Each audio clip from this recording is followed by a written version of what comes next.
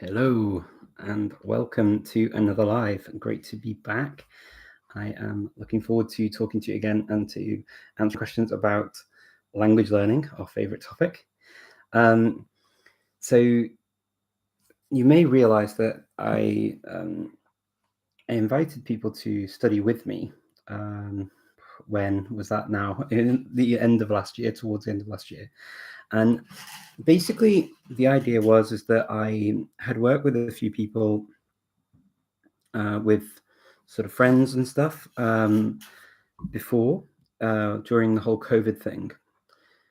And I just got a lot out of watching people do well and succeed, and I really enjoyed doing it. And I've come to realize that actually, when it comes to language learning, there are a few things that I've realized that are kind of true, and that is that whilst a product might work for individuals, it won't necessarily work across the board for everyone.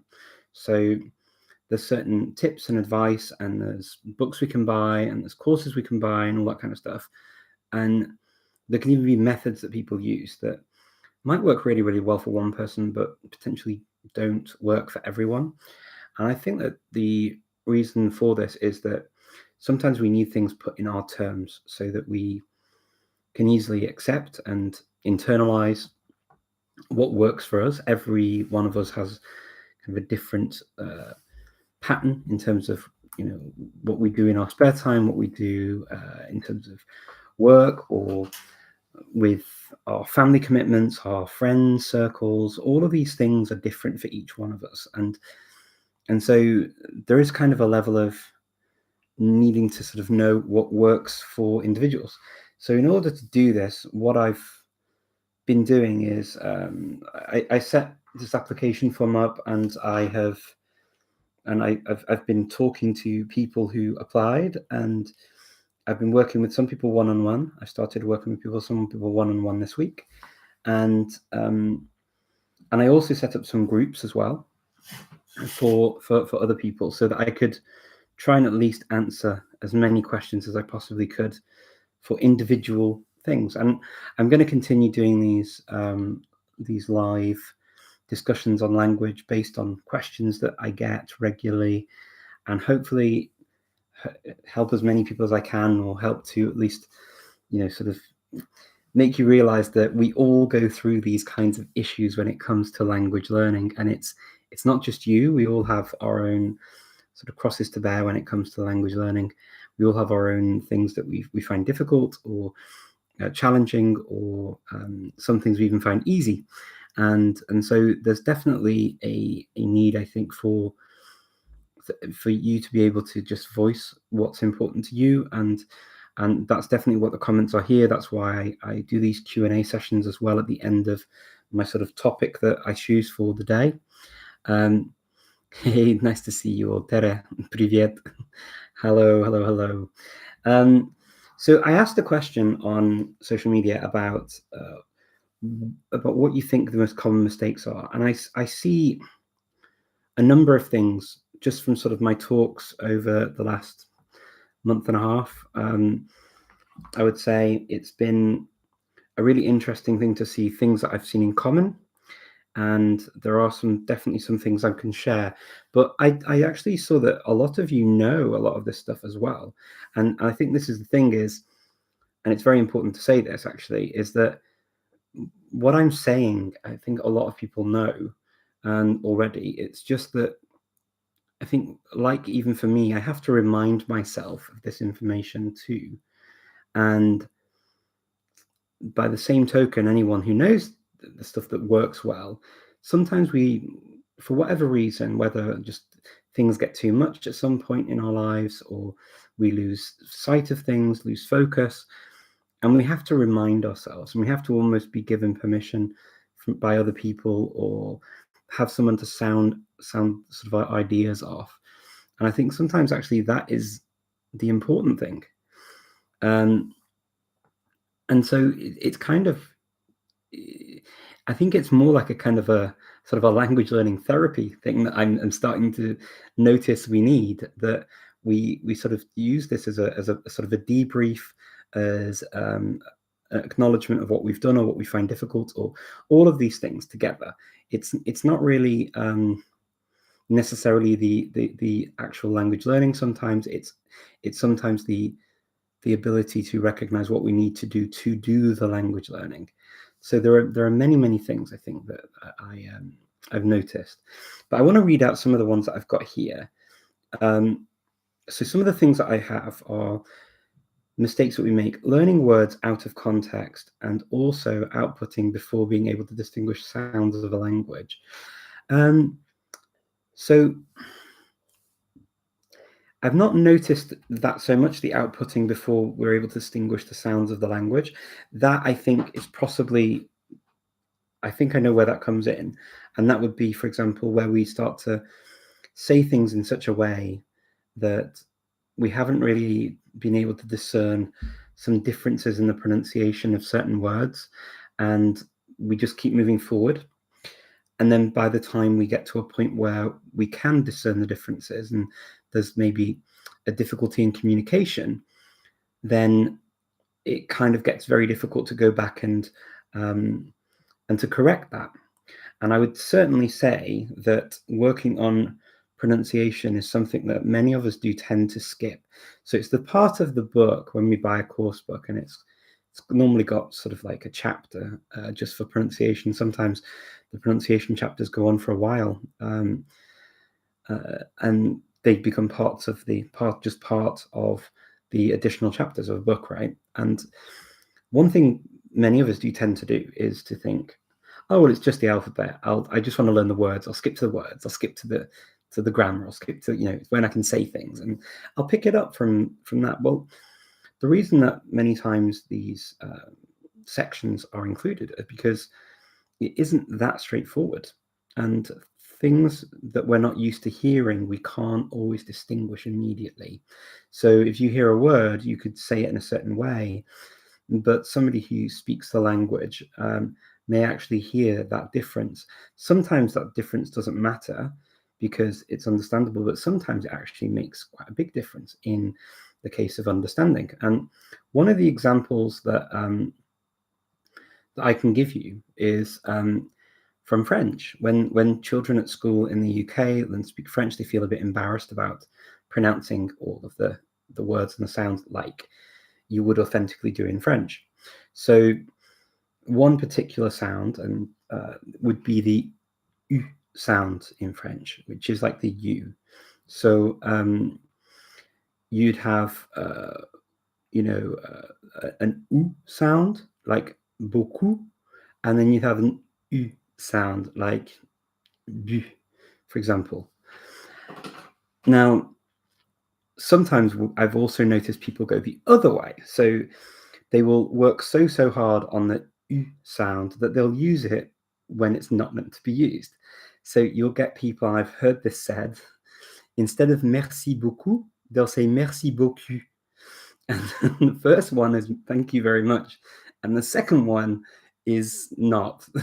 It's like saying thank you, beautiful bottom. And of course, it's not really what you want to say in polite conversation. So it is, I do get that. It is important to do that. I think that definitely is something that would be an important thing to get right, and to practice a little bit, and to make sure you're representing the sound. So I do agree with that. Also, learning words out of context. Now, this is something that also I've spoken about a few times in the last week. A number of people do mention to me things like Anki, things like sort of memory techniques, and I think they all have their worth. If they work for you, there's one true thing is there's not just one way to learn a language. There are many different ways, and some ways will appeal to some people and some ways will appeal to others, and that's just natural. Because we're all different people, right? And we respond to different things. We find different things interesting, and different things keep our attention. What I would say is that, the idea of learning words in their context is not a bad idea. Simply because we get to see which other words go round it or with it. So to give you another example from English, if you were to learn the word as a French speaker, abominable. Now, You could learn the word abominable in English, and you could think it means abominable in French.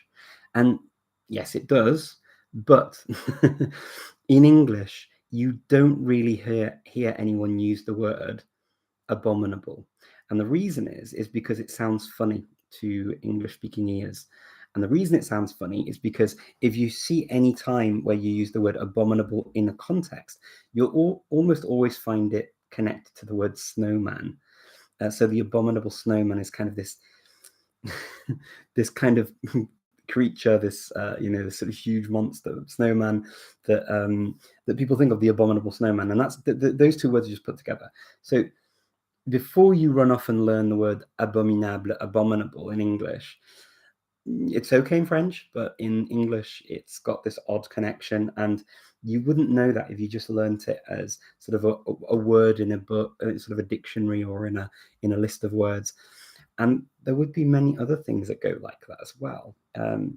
You can also learn words that sort of go together or don't go together. I mean, if I think of the verbs to do and to make in English, that's a very tough thing, and you have to see which words go with which verbs. Sometimes doesn't make sense. You do your homework, you make your bed, you can make a cake, you can make your dinner, but you do the dishes, and we use these in very strange ways. So this happens also in other places, in other languages as well.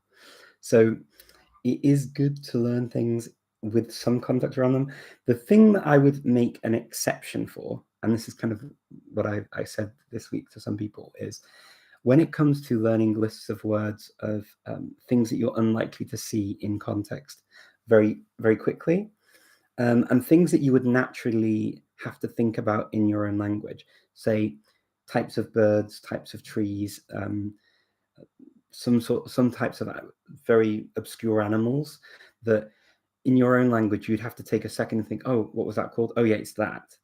Then those things, they can sometimes be quite easily learnt as lists of words, and you learn what the equivalents are. But otherwise, like for most normal words that you'd use in a conversation, I would definitely say that it's good to at least have seen some context around it. And so I'm quite big for that kind of thing. Okay, I see another right pronunciation. Overthinking too much if you're using the right method or material. That's really, really important. So I had a couple of conversations where the sort of, and I've got this book and I've got these materials and I've got this audio and I've got this I can do and I've got that I can do. I'm like, okay, but if you think too much about what you have and what you could do, you'll end up just flooding your brain with similar levels of stuff and sort of swapping and going around. It's good to sort of decide on one thing you're going to move forward with. It doesn't mean you can't look at the other things later, but at least give it those materials that you choose to use a good chance. Otherwise, you can find that you just end up doing what I call a scattergun approach to language learning, where you basically you just fire in so many directions that you don't really hit one place all the time. The thing that can happen when you do that kind of thing with a scattergun approach is that you end up coming away from your learning sessions feeling that your motivation is lacking, feeling that maybe you haven't really achieved what you set out to achieve, and so I would definitely encourage you to stick with something at least for a little bit to give the material chance. You can always reevaluate, but give yourself at least some time to, if you've picked it, it means that you were interested in the material. I mean, I'm not saying you pick the first thing off the shelf, and I'm not saying you pick the first thing off the shelf and just say, okay, well, I'm going to go with that, whatever. What I would suggest you do is you make sure you feel happy with the materials you have, first of all, and then when you start and you've made that decision, you go forward for a little bit of time. Another one, trying to learn too many languages simultaneously. Not a bad thing to add into this, actually. So I do often have people ask me, how many languages can you learn at the same time? And it's a good question. It's a valid question. It really depends on you, and it depends on your time. As soon as you learn more languages, you're starting to divide your concentration and you're dividing your time. So you have to think about the language, you have to work with the language, you have to have it, time with the language, you have to review what you've been doing, and you have to practice as well. And of course, the more languages you add into the mix, the more time you're taking up. And unless this is like your full-time job, or when I was at university, for example, that was my full-time thing I was doing. I was studying languages, and so I could study for hours and hours and hours and hours, and it was wonderful. As I've got older, I've chosen certain languages. Well, the languages really chose me, but the languages that I use without making any effort. So languages that are spoken in my community, languages that we use at home, languages that I use for work, they're languages that I can maintain without actually studying them, because I'm just using them, just by being, right? I'm using them. So yeah, if we take on too many sometimes, and what's too many is when you notice that you're not really making any headway, moving forwards with any of the languages, and it feels that it's sort of draining your motivation and your energy, and you feel disappointed or even depressed about what you're doing and what you're achieving. In no way should this be a time for you to feel disappointed and sad about your language learning. I think that the important thing is to remember, look, if you're studying, and I had to give somebody some advice because they were having sort of this kind of issue of languages mixing and things. And honestly, you can leave a language for a few months and try again, or even a year and try again. The language isn't going anywhere. And it's good to focus on the one that you really want to move forward on, so that you actually feel that you are moving forwards with your language learning, because that's how you get the energy to move on and do more, and that's how you get the energy to practice and to spend time. But that really requires time and dedication on a regular basis. Okay, getting carried away and ending up rushing the process. That's another really good one. So many of you have written these. I mean, I didn't even need to say anything today. This is like all from you. So, I mean, you all know these things, right? Getting carried away and rushing the process. This is another conversation that I've had this week. It's that with language learning, what tends to happen is we will treat it as we've been taught through the education process. Education goes, you go to first grade, then to second grade, then to third grade, then to fourth grade, then to fifth grade, etc., etc. And you don't tend to go backwards at all. You don't look back on what you've done. You just keep moving forwards. And this is kind of the approach many of us take in our language learning. We just keep moving forwards. And of course, it's not like that. And the reason languages are not like that, we need to review, we need to practice, we need to get all of that repeating of content in. It's very important. It's important because languages, it's one subject, and there aren't many others like it, where you have to learn the basics so well that they become automatic. And you have to retain that base of the language and take it forwards as you learn more. You can't, for example, like if you take a subject that's very serious, like medicine or even law, what they'll tend to do is they'll do the basics of a certain area, right?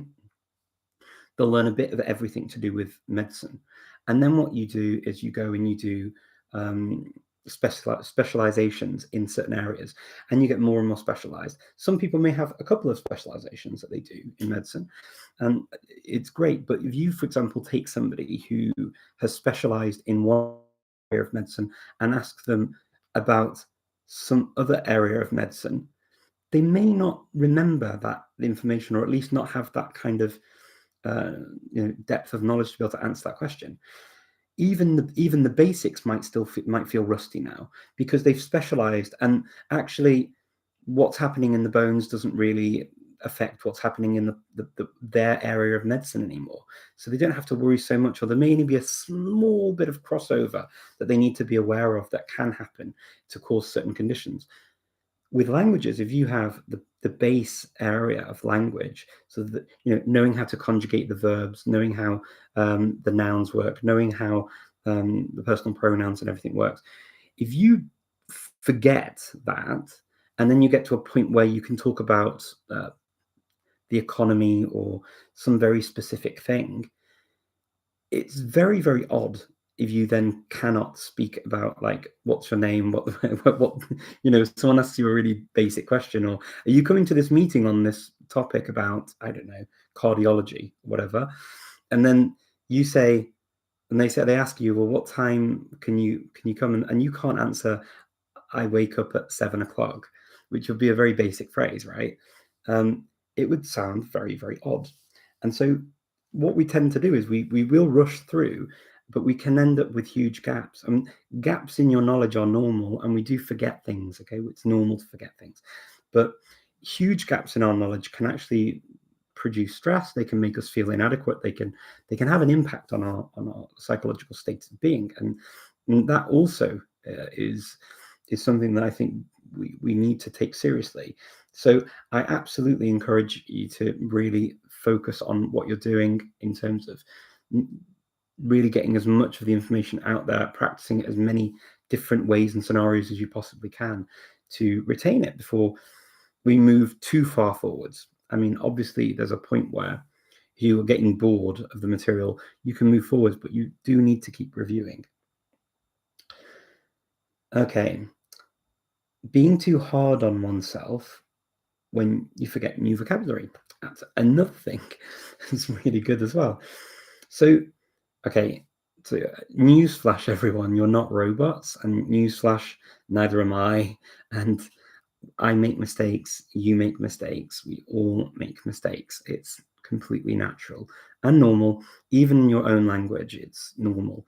If anyone out there says that they speak their own language completely perfectly, 100% of the time, I'm afraid the only person that you're deceiving or deluding is yourself. It's not possible to speak a language, even your first language, perfectly 100% of the time without making any mistakes. It's just not possible. And no one does it. And so being hard on ourselves, therefore, for getting things wrong in another language, forgetting words, expecting to remember them very quickly, it doesn't really make much sense. And we have to keep making ourselves realize that actually, when we learn to even our own language, our first language or languages, that we went through an enormous amount of time to learn the vocabulary, to get it wrong many, many times before we got it right. And even when we've got it right and we're older and wiser, we will still make mistakes, or we still not think of a certain word. I was in a session talking about certain areas that we talk about in language, more sort of specific areas. So when we talk about these upper levels of language that we talk about, like this sort of BC type level language. And I realized that actually when I was trying to explain about construction things, like building a house, for example, or the kinds of vocabulary that go into that, people have been building a lot recently, in recent years, in Skopje, and all of a sudden I realized that I've been talking about those kinds of topics way more in Macedonian than I had in English, and I hadn't really had that much experience of that kind of vocabulary in English, although I was aware of it. So I was trying to think of an example, and the word gromobran came into my head. And I had to think for a second to realize that's a lightning rod in English. And I know the word lightning rod, and of course I understand it. It's English, and I do know the language. But the word came to me first of all in Macedonian. The other word that came to me was grouting, which is fuga in Macedonian. And it's grouting in English. It's very different, but I have to think of these words before I say them, because you get out of practice using certain vocabulary as well. So sometimes you could have studied something many, many years ago, or it could even be something that you know from your own language, but you maybe need a couple of seconds just to, or even minutes sometimes, to think of the right word. And that's completely normal. So yeah, absolutely. Please do not be too hard on yourselves if you fluff a few words. It's not the end of the world. The important thing is that you're getting your point across and you're communicating, and we all make mistakes, right? And I just saw someone made a beat bop new news. Fantastic. You're not a robot. You can pretend you're not a robot.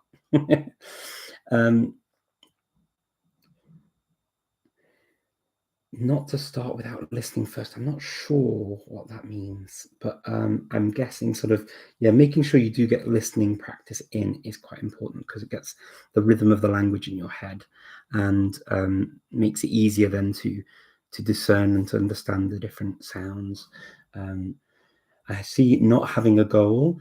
I am big on goals in terms of being realistic about your goals. So your goal can be whatever you want it to be. You don't all need to rush to C2 level, as many people say, you know, oh, you need to be fluent in the language within 3 months because everyone is. No, people aren't. They're just not. It's not what happens. It's not the norm to be speaking a language, whatever fluently is, in a very short amount of time. So your goal could be actually just to play with the language, to be able to go on holiday and order things in a restaurant. And that goal is fine. The important thing is that you're happy with that goal. So what I've noticed with a number of people is that I have a goal like here maybe, and the goal might be I want to get to A2 in a language in however many months, right? Let's say 6 months. It's reasonable for some languages, not for all. But if you're working on it quite intensively, you can possibly do that.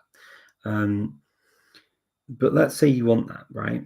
But actually, at the end of 6 months, you're more kind of like an A1 level, and you can certainly do quite a lot of things at A1 level. Let's sort of be realistic about this.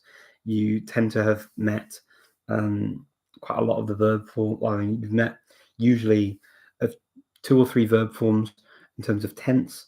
You will have met a number of verbs, a number of sort of common things that you do during your day, describing what you do in the year, talking about your family, talking about what you like and what you don't like, what you're going to do, what you kind of plan to do that day, and maybe in the future a little bit, and maybe what you did and where you're from, and talking about things like that, right? And you know, we're talking quite a few hundred words to be able to do this, and quite a bit of grammar. So you may hit that A1, but you wanted the A2. Now the thing is that you could have been 3 months into the process of learning, but you didn't revise your goals down to A1. And instead, you kept them at this A2 and got frustrated with yourself because you didn't meet the A2 goals and you didn't get to A1 in like a week or something ridiculous.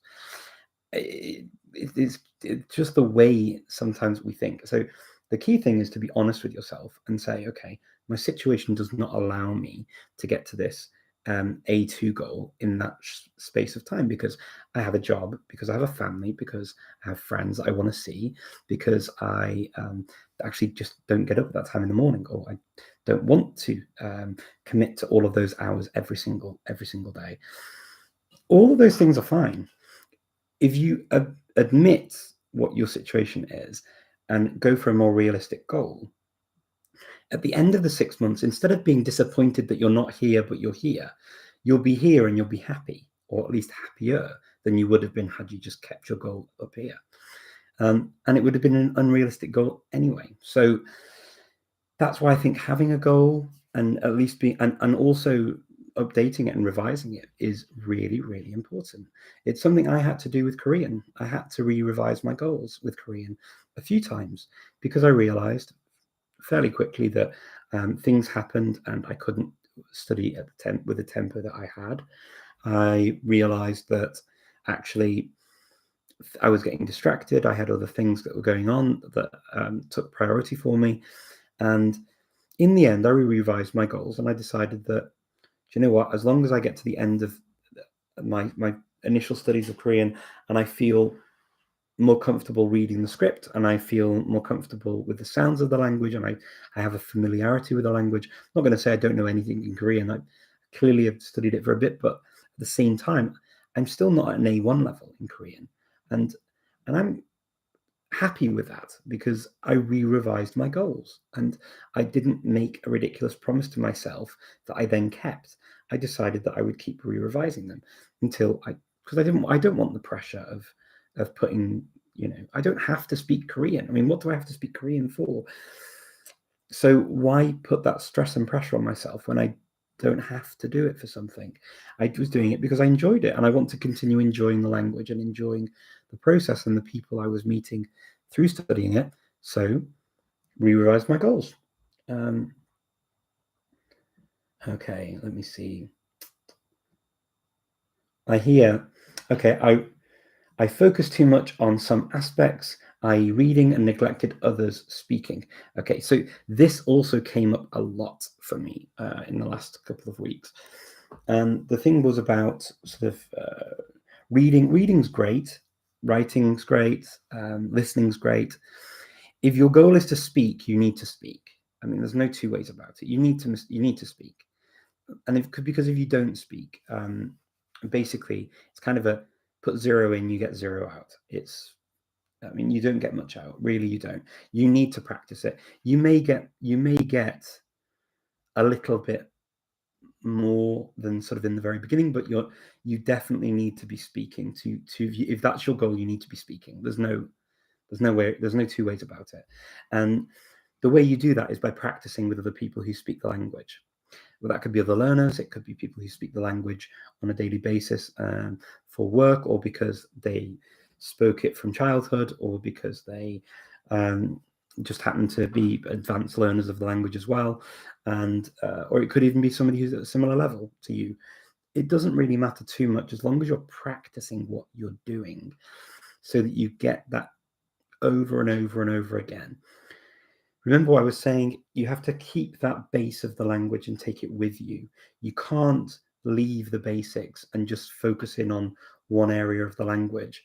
It's not like doing a law degree where you study all types of law and then you become a divorce lawyer and you kind of don't need to worry about all of the details of the other parts of the law in the same way because you're focusing in on a certain type of law. And you have the books as reference if you ever need to reference anything. You don't have that with languages. You have to really learn it to the point that it's automatic, that base, right? So the other thing I would say is if you don't do that now, definitely, and your goal is to speak, make sure you have those times that you set yourselves. You speak to other people, you speak to other learners, and you set those in, you do them, okay? Mindlessly completing exercises without really understanding and processing. Yeah, that's really true too. So thank you, Anna, for that. And absolutely. So if you are just doing exercises or even reading passages or dialogues in a book, and you just go, yep, know that, yep, know that, yep, know that, it's not good enough. You're going to need to, be reading it out loud. You're going to need to analyze what you're reading. You're going to need to think about the words and how they're phrased. You need to think of how you could swap things in and out. So if it's using one verb, how could you use another verb? If it's using one person, how could you make it fit for another person? If it's using I don't know, one type of adjective, how could it fit another type of adjective, etc., and see how much you can play with it. Try and understand the logic behind the language as well. It's really important to sort of break down the language as you're doing it so that you really get the most out of it. Try to memorize isolated vocabulary. I think we got that in structures. Yeah, it can be handy if if there's structures and vocabulary that you know. It can also be a fun thing to do as a kind of a game, right? So I'm not going to completely poo-poo all of that, but if that's all you're doing, then don't be surprised if you can't put it together at the end. It should be something you do in addition to other things. If you like doing those kinds of activities, it's not necessarily bad that you see other words and see things put together in different places. You need to be thinking about what you're seeing as well and kind of analyze it in your head. say it out, practice it, see if you remember the whole thing. But if it's just fragments of language, it may well remain fragments of language. And sometimes if it's in a list of words that, for example, that are unrelated, for you to remember the word for a spoon, you need to hear the word for a swan before, because that's the order it went in the list of words, and that's how your memory is triggered. You've got to be careful with those kinds of things. No estudiar gramática. Pues sí, hay que saber cómo manipular la gramática de un idioma también.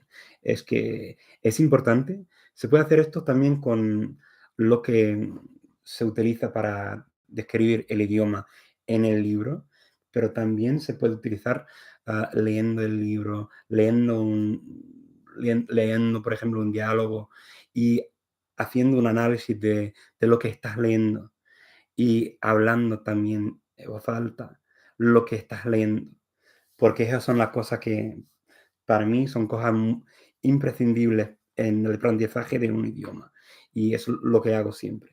Así que hay que realmente estudiar, sí, la gramática también en contexto, porque a veces también se puede estudiar demasiado de gramática y pensar demasiado en lo que estás haciendo, pensando demasiado en las declinaciones, en las conjugaciones, por ejemplo, de un verbo o lo que sea, y luego vas a tener miedo también y no vas a hablar. Y eso tampoco no te va a ayudar. Saying they don't have time to learn a language, that means they have other priorities. Absolutely. Absolutely. If you tell me you don't have time, or if you tell me that you want to learn a language, but then there's always an excuse for you not to study or to not to make a special date with that language, that means it's not a priority for you, really. And that means you need to go back, reflect on it, and come back with an honest opinion. Yeah? I really think that we need to prioritize language learning if we really want to pretend. We can't pretend it's a priority and then not let it be a priority. So treat it as a client, treat it as something you have to do. Just make sure you put that time in your calendar and you sit down and do it. Use that as I have an appointment with an important client, and that client is the language I'm learning. Because if you don't do it and you allow it to not be a priority, but you want to speak it, it's not going to happen. I can guarantee that. You'll just let it float away, because you'll put it off. Something will always come up. Someone will always come in the room. Someone will always call you. There'll always be another priority, and you'll leave it to later and later and later in the day, until it's tomorrow, until it's the week after, until it's the month after that. So treat it like a client. Okay. Not being consistent, similar thing. If you're not consistent with it, you need to do, I think, at least a good 2 or 3 study sessions. Like, when I say study sessions, you sit down and you actually take time to focus on the language and how it works, whether that's with a course book, whether that's with books that you read, whatever it is that floats your boat. But it needs to be something that you're doing that's genuinely useful. My personal preference is to go through a course book. I like course books. I find that they have what I need to help me get that grounding. I know it's not everyone's cup of tea, and I'm not going to pretend it is, but I can only speak from what works for me, and that does work for me. If the language is similar to languages I already speak, sometimes I've been able to learn languages through TV, and sometimes I've been able to learn languages just by starting to speak with people because they're similar enough to start the conversations. With those situations, there can be holes in your knowledge, and you may lack some of the confidence to understand the grammar, because you may have heard it one way but understood it a different way. And I've met people who have learnt Macedonian and speak other Slavic languages, and they will often make a mistake with the past tense, because unless it's explained to you and you just hear it, you won't be able to understand the sort of differences between the different types of past tense in the language, because it's a borrowing from Turkish, and it happens in Bulgarian too.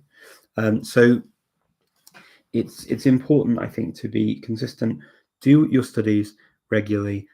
Also look through your notes, make sure you're reviewing things on the days you're not studying, and doing other things you enjoy. Find things you enjoy. Could be songs, could be shows on TV, could be reading, doing your sort of, your input of getting as much as you can of the language. Languages don't go in by osmosis. You need to make quite a big effort to get it. Somebody's written grammar and grammar. Yeah, I answered this in Spanish, but maybe I'll just say it in English too.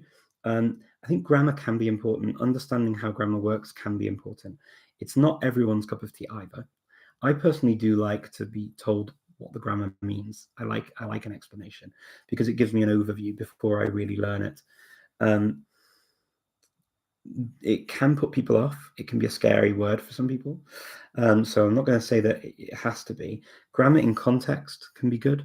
So when people say to me, how do you learn sort of cases in a language, or how do you learn some verbs? I do quite like the whole, habla, hablas, habla, habla, mejor, hablan. I do quite like that idea of going through the verb conjugations. But noun declensions I do find a bit different, just because some nouns come up more than others, and also if you look at a noun declension table, it can be quite daunting. So yes and no. I think it can help. It can help to understand things. Newbie enthusiasm, but quickly burning out by setting a brutal and ineffective agenda. Absolutely. This is kind of linked to this idea of unrealistic goals. I think we all want to just get out there and just learn the language, and we're going to do it in like a day, or some ridiculous amount of time. We need to set realistic goals. We need to really spend time with the language and in our own heads, thinking about what's realistic for us, and not taking on something or pretending or saying that we're going to do something that we can't do. The only person that loses in that is kind of us, and we don't really want to lose. We want to just keep winning, and setting realistic goals really helps. And then the final one that I have here is another common mistake that somebody noticed was focusing only on grammar. And I would absolutely agree with this. I think that there needs to be a gentle mix of everything going on. This is why I say there's not one way to do this. If you just study grammar, basically it's like studying a language that's no longer spoken, and you're doing it because it's an academic exercise. And there's nothing wrong with doing that. There's nothing wrong with doing that if that's your goal. This is the important thing, right? If your goal is to be a polymath, if your goal is to read in a language, read as much as you possibly can, and you will get better at understanding what you're reading. If your goal is to speak, then you need to practice speaking. If your goal is to listen more and to really hone that skill, you need to listen. If your goal is to write, for example, if your goal is to write Chinese characters, but you never pick up a pen and actually learn the stroke order, how are you going to learn to write them? You may be able to just write them on a keyboard, but you've got to do the groundwork that you need to really practice the skill that you want to improve. And if you don't do that, then you can't expect Harry Potter to come around at the end of the working week and wave a magic wand and make that happen. It's just not going to happen. You need to really focus and think very carefully about what kind of activities you do and how you're thinking about the language and how you're approaching the language to achieve the goals that are important to you.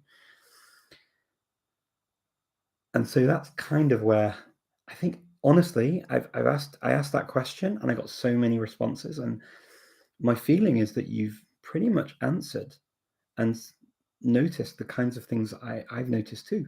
So fantastic. You're all really good at this. And I kind of know that you all do know this. And it's a case of reminding yourself. That's the thing, right? It's reminding yourself of these truths, these things that we are aware of, but we sometimes lose sight of, we forget, we find it difficult to apply it to a new situation sometimes. And so we come back, right, to the same questions.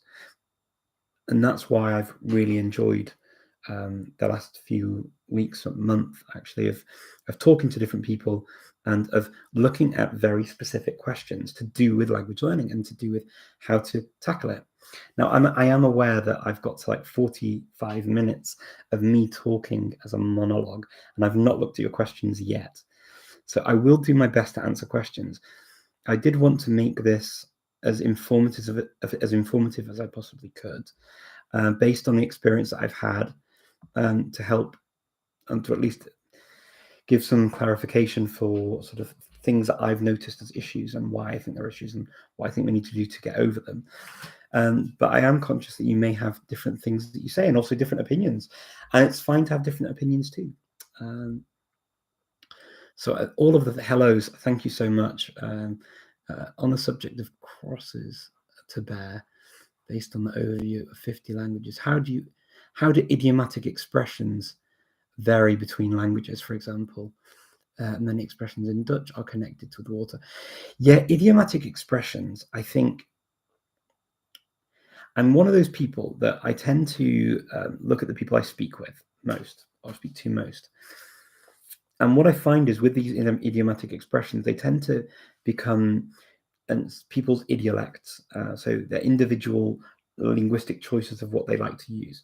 So I do like to base it off that because they're the ones that I'm most likely to hear and they're the ones that I'm most likely to come across. Of course, you may well read texts and different things where others will appear, but ones that become my own active expressions, for example, would tend to be ones that people around me use.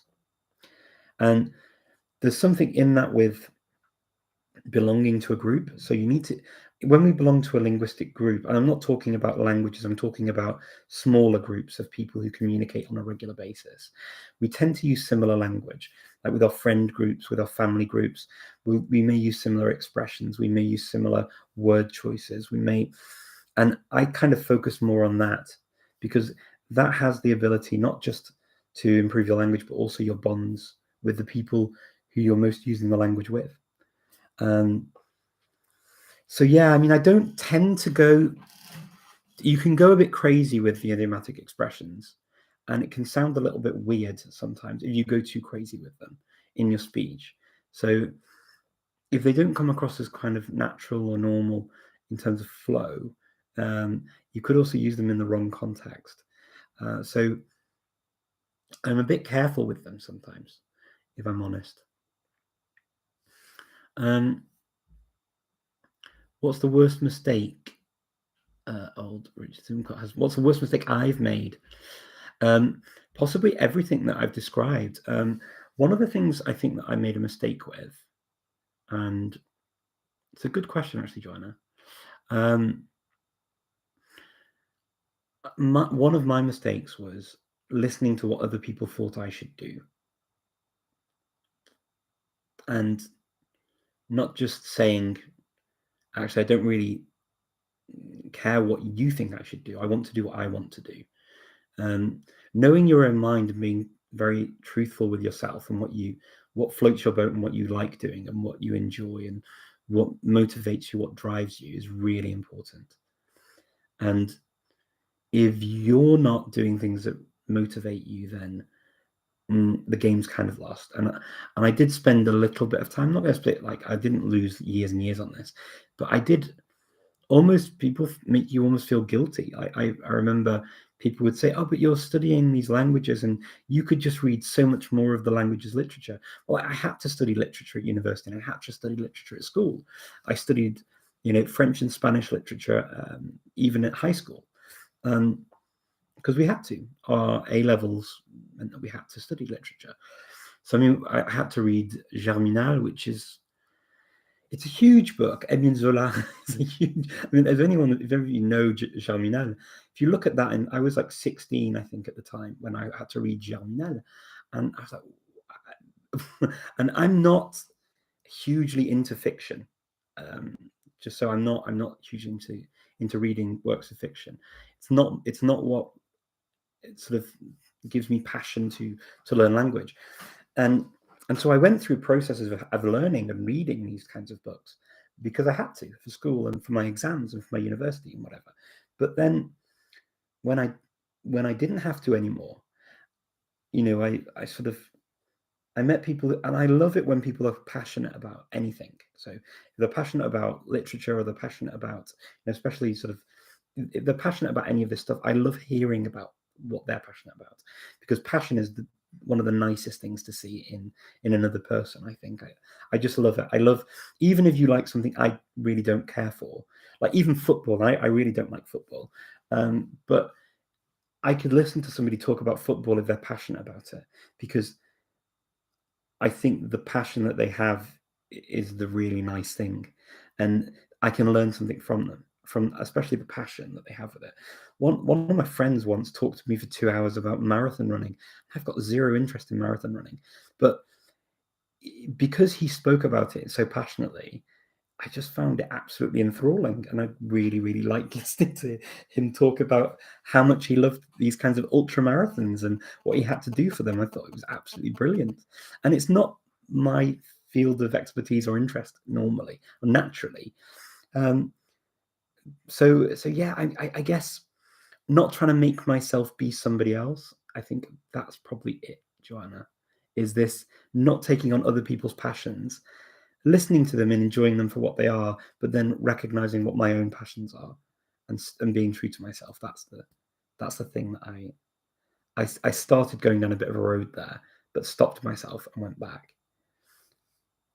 I hope that answers the question. Yeah. Can you please drop 3 tips on how to learn Turkish more easily Turkish? Wow. Okay. 3 tips on how to learn Turkish more easily than what? So Turkish is one of those. There are languages that I think in the beginning have an easier time of it, and then when you get to the intermediate stages, they kind of get really a bit confusing. Turkish is one of those languages. Other languages have kind of a very high entry point to say basic sentences, like Russian, for example. You have to know quite a bit of grammar and understand how the grammar works to be able to say things correctly at a very basic level. And then it doesn't feel as crazy when you start to see more complicated things. But just to say, like, I see the woman in Russian, can be, you need to use a case, right? And the words change in Russian, so the case endings change. So you need to know a fair bit. Whereas in Turkish, I think in the beginning it's not so bad. It feels quite sort of logical and sensible. It's when you get to a part where you start getting more into the verb forms, more into how you play around with the infinitives and add personal endings to them, to personalize verb forms and to be able to use them with other postpositions in sentences. Like, I'm afraid of whatever. Then you have to add these postpositions on the end. 3 ways to make it all easier. The only way to make anything easier is to study it and to do it regularly. So all the things that I said before that you'd all written to say what big mistakes, do the opposite of those mistakes. So study regularly, set yourself reasonable goals, sit down and actually work on a lesson for a good hour, at least 2, hopefully 3 times a week, and separate them out. Don't do Monday and Tuesday, or Tuesday and Wednesday. Do Monday and Thursday, or Monday, Wednesday, Friday is how I do Irish, for example. And it just, you see very quickly after a few months, your knowledge starts to build. And so the only way to make it easier is to do it very regularly and to expose yourself to the language as much as possible. That's the only way to make it easier, I'm afraid. There is no magic pill. There's nothing. There is no magic pill. It's sitting down and studying.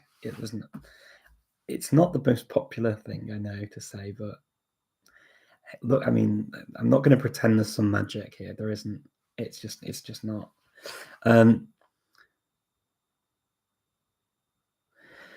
Joanna, you read the pronunciation chapter first and really internalize it. It's really helped you to learn. Yeah, very good advice. Very good example there. I like it. What do I think of learning grammar and words with stories? I think it can be helpful as an activity we do. I think it'd be helpful as an activity. So it's kind of, if you're expecting to learn the whole language just by reading stories, you're going to read a heck of a lot of stories before you get to a point where you can actually reproduce much in an active way. I think there are more shortcuts you can take to get explanations, so you understand some of the. You can have some of the. I mean, I know it's not always the popular thing to say, but some of the grammatical explanations, some of the explanations and patterns that you can be shown, can often be a huge shortcut. Instead of just reading reams and reams and reams and reams and reams to work them all out yourself, and sometimes you may even work them out incorrectly. You kind of need feedback, and you need, whether that feedback is something that's written down for you. Ideally, you would also have somebody to practice with and to help you along the way. But yeah, I mean, just sort of crossing your fingers and reading 5,000 books is not going to necessarily, I'm not going to say, completely, but I think that there is something to be said about getting shown some shortcuts that then when you read, you know what you're looking out for, and you see the patterns and identify them more quickly and easily. That's kind of my thought. It's what I find works well for me. Hola Richard, tus vídeos son motivadores, de mucha ayuda. De nada, gracias a ti. I'm having a hard time when it comes to putting words together in a foreign language. What should I do? This is where learning sort of the structures that you need to say what you want to say are important. So very often in language, what we do is we learn, and even as children when we learn our first language, what we do is we learn a rule of how we put this with this and it becomes this meaning. Okay, so knowing what you want to say first of all is important, what you want to communicate, and then learning how you say that and how you manipulate the language to say it, and then practicing it using different people, different words, swapping them in and out. It's no accident that many course books for languages have been developed to introduce you to the core basic vocabulary that we use when we meet new people, when we just talk with other individuals or groups of people on a regular basis. I mean, just if you think, oh yeah, I won't say this or I won't say that, or when will I say this or when will I say that? We talk about the weather, we talk about ourselves, we talk about our family, we talk about the days of the week, the months of the year, we talk about these things, and they kind of are important to be able to communicate later. They can potentially be more layered so that you prioritize certain words over others, absolutely. And I know that's kind of the Speakly way of looking at it when it comes to frequency. They definitely do prioritization of certain even days of the week. But we need to know those things. I mean, we just do. And sometimes it makes sense to learn them so that we can manipulate them, So yes, learning things like we say on Saturday, on Friday in English, instead of in. We don't say in Saturday. Why do we not say it? Because we use the preposition on. So that would be one parcel of sort of language that you just learn. It's always on a day of the week.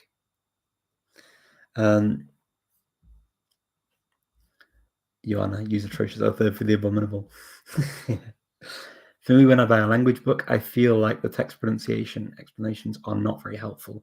For me, it's easier to just buy a book that has audio and listen to the language Is that bad? If it works for you that way, JR, then I'm not saying anything is particularly bad. I can speak from my experience, and I can speak from experience of some people I've seen where some things are working and some things are not. If you're able to deduce all of the grammar more quickly without any explanation, you can do something I can't do. I can do it to a degree, but I often find it speeds things up for me personally to read an explanation. It could be that the books you're reading don't speak to you or describe it in a way that you want them to, and it could be that it requires maybe a conversation with a speaker of the language. Sometimes that helps. So, or even another learner, another learner of the language may have got the concept and can help to sort of bring your understanding on. But if you feel that reading many, many books is the way it works for you, absolutely go for it. I mean, there is no one way to do this. There really isn't. I've met people who have learned languages in many ways, and I'm not going to pretend that I have all the answers for every single individual. I don't. And anyone that says that they do doesn't. They may be able to give you hints and tips, right? But the way I learn, the way Professor Arguelles learns, the way Luca Lampariello learns, the way Judith Meyer learns, the way Lydia Machova learns, the way anyone, you name anyone, right? Lindy Botas, you name it. The way we all learn languages, we'll have our own flavor, right? And yeah, we can share those. The one thing that I would definitely say is my way of learning is my way of learning. I recognize that there are other ways of learning, so I will always say, if you find something that works for you, fantastic. Then we don't even need the conversation potentially of it's not working. Can you give me some tips? But my goal is to answer questions for if it's not working, and to help you find ways around not working. So if some of my words help you to sort of have a eureka moment, sort of an awakening of, yes, actually that's not what I do, and I should do that, and I should do this, then that's the best I can hope for. So yeah.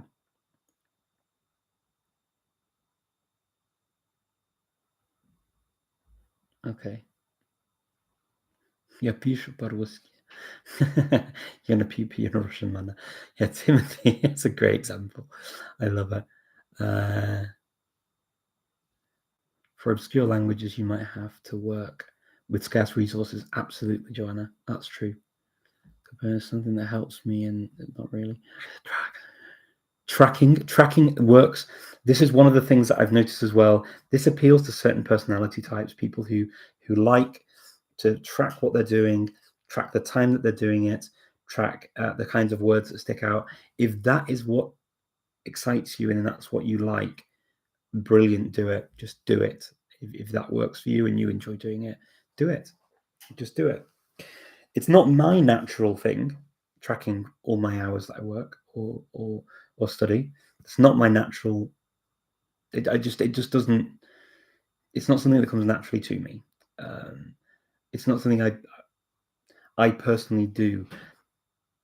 But that doesn't mean that you shouldn't do it.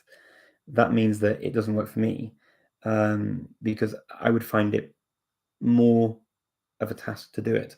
But if that's what works for you, do it. Absolutely do it. I completely think that you should. Konbanwa. Okay, no, you can't. Okay, I love it.